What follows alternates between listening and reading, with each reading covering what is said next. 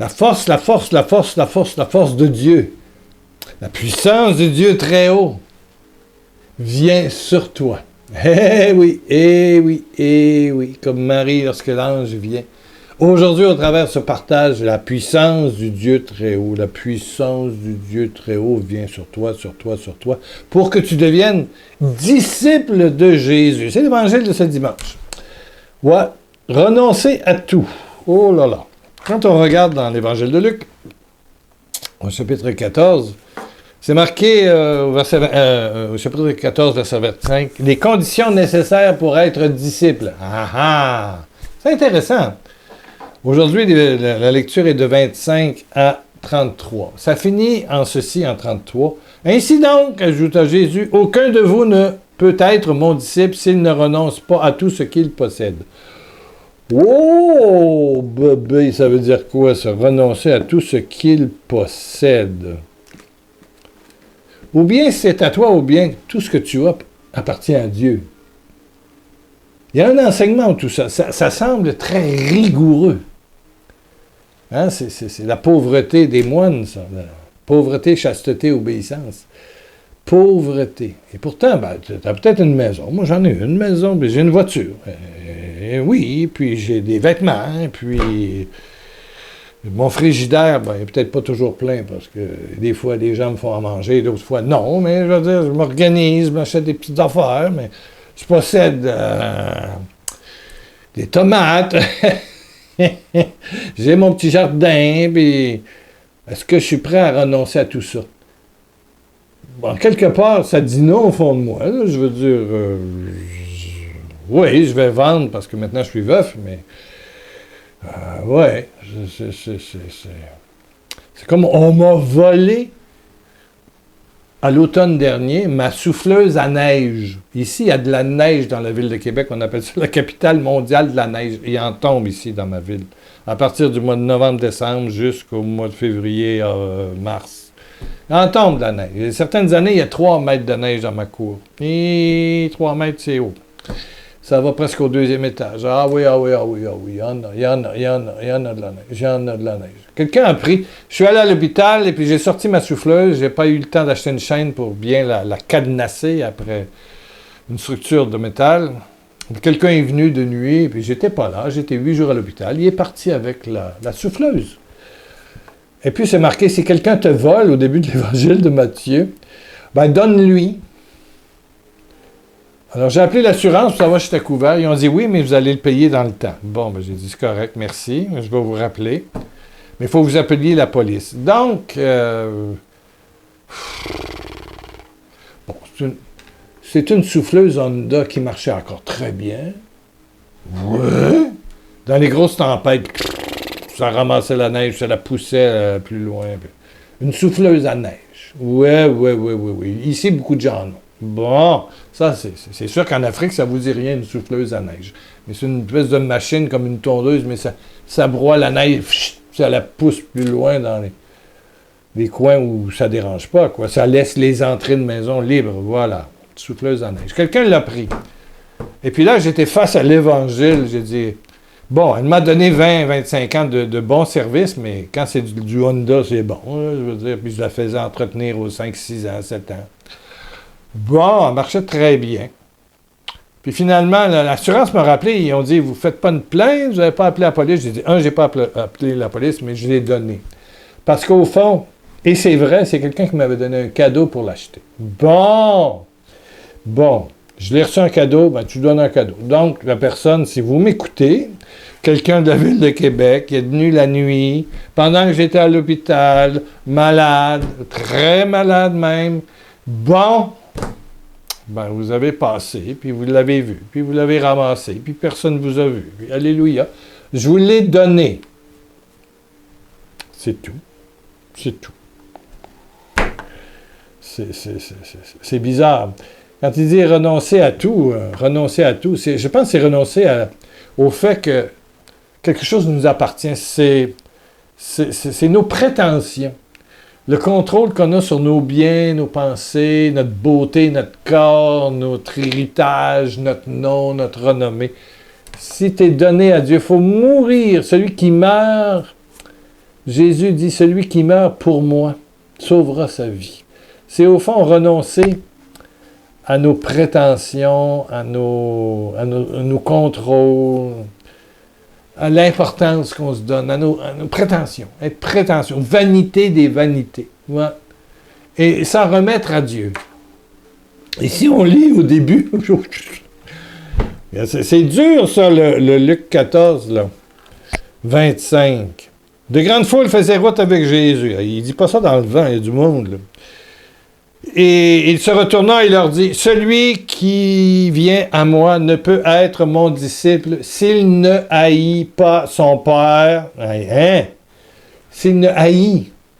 Dans la bouche de Jésus, c'est plutôt l'amour, mais tout à coup, il parle de « haït pas son père, sa mère, sa femme, ses enfants, ses frères, ses sœurs, et même sa propre personne. » Wow! Quand tu lis ça, tu te dis, c'est quoi l'affaire? Tu aimeras ton Seigneur, ton Dieu, toutes tes forces, toute ton âme, ton prochain comme toi-même. L'amour, c'est à l'amour que vous aurez les uns pour les autres qu'on vous reconnaîtra pour mes disciples. Et là, et que ça veut dire, ça, Luc 14, là, je veux dire, c'est le verset quoi? C'est au début, 26. C'est quoi? Alors, j'ai cherché encore qu'est-ce que ça voulait dire. Et dans une traduction récente, très récente, le mot haïr est remplacé par se détacher. Ah! Personne ne peut être mon disciple s'il n'est pas détaché de son père, sa mère, sa femme, ses enfants, ses frères, ses sœurs, et même sa propre personne. Là, je pense qu'on parle d'une espèce de dépendance affective. Moi. J'ai sur pierrelacroix.com, si vous allez sur mon site, le blog www.pierrelacroix.com, il y a dans les enseignements gratuits de la dépendance affective. Allez voir ça, écoutez ça, et je me mets sur la table. J'ai pas honte de mes vérités, je suis dépendant affectif. On est tous dépendants affectifs quelque part. Donc, c'est se détacher. Dans le mariage, on dit, tu quitteras ton père, ta mère, pour ton conjoint, ta conjointe. Ça veut dire qu'il faut quitter la dépendance affective face à maman ou papa. Surtout maman. Maman. Ah.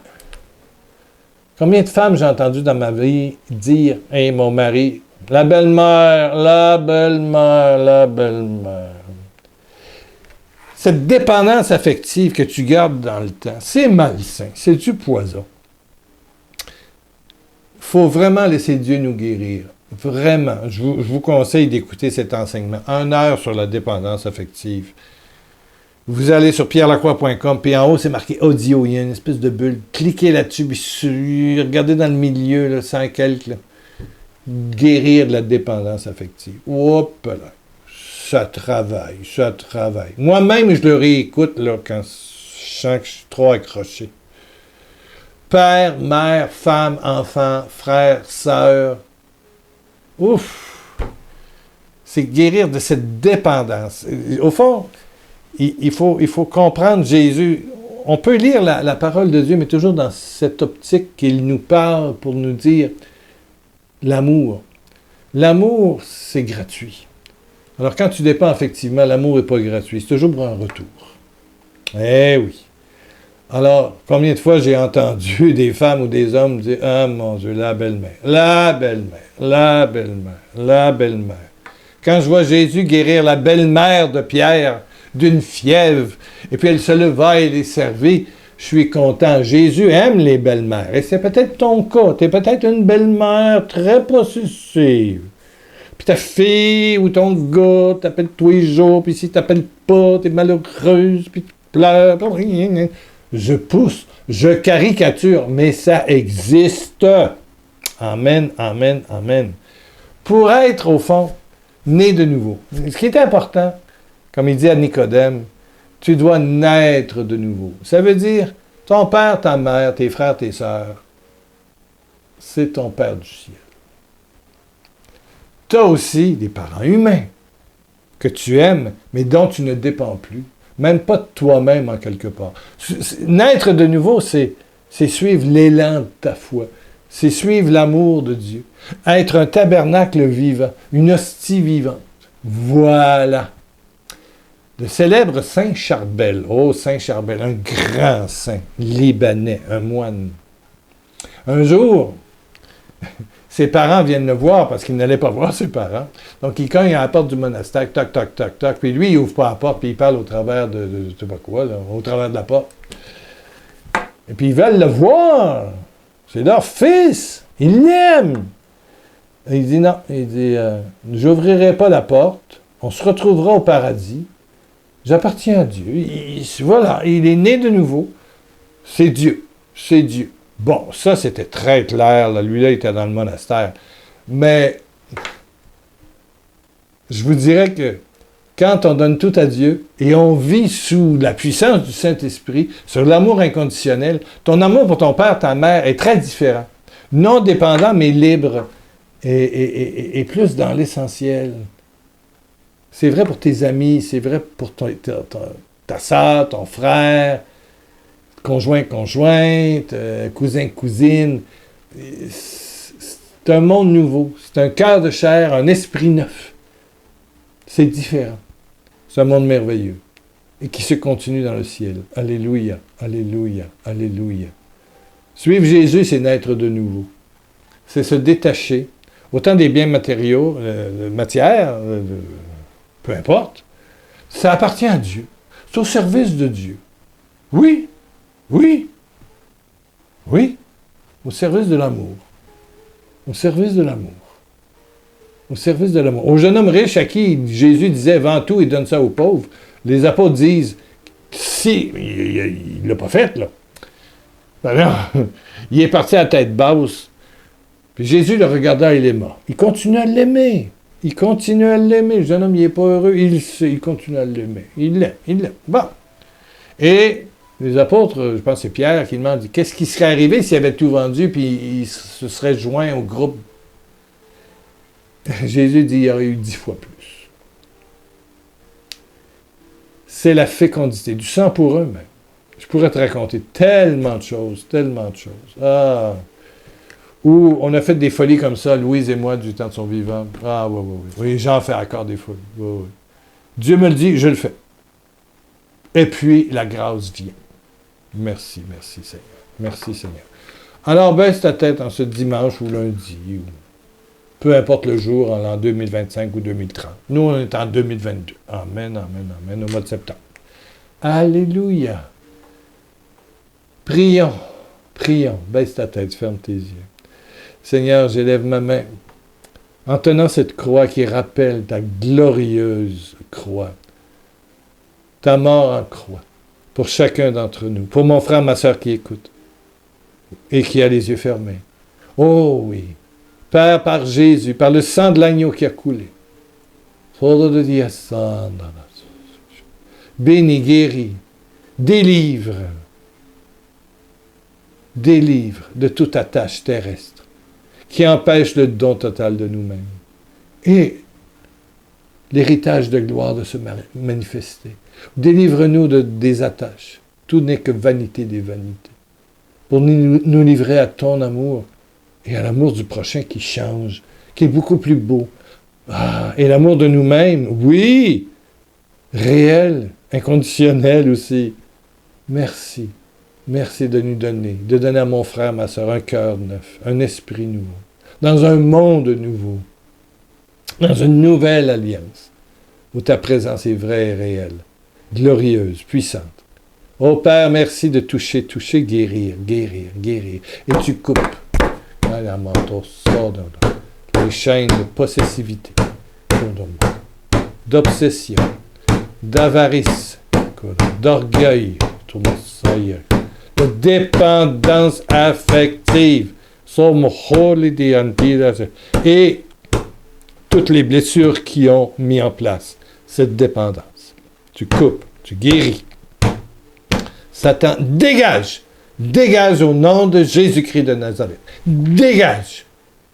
Le puissant nom de Jésus te l'ordonne et tu brûles au feu de Dieu. Au feu de Dieu, au four crématoire de Dieu. Tu brûles là. Et tu ne reviendras jamais dans mon frère, ma soeur. Détruit à tout jamais. Dans le feu de Dieu. Oh, alléluia.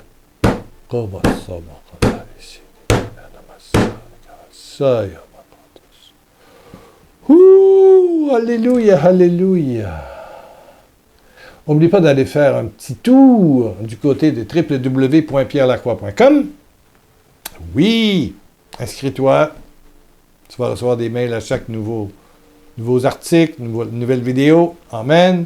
Tu peux laisser un commentaire là. Tu peux laisser un commentaire ici sur YouTube. Et plus tu en mets, plus YouTube fait de la publicité dans le générique global là, que les jeunes regardent. Merci à tous ceux qui sont nouveaux, nouvelles.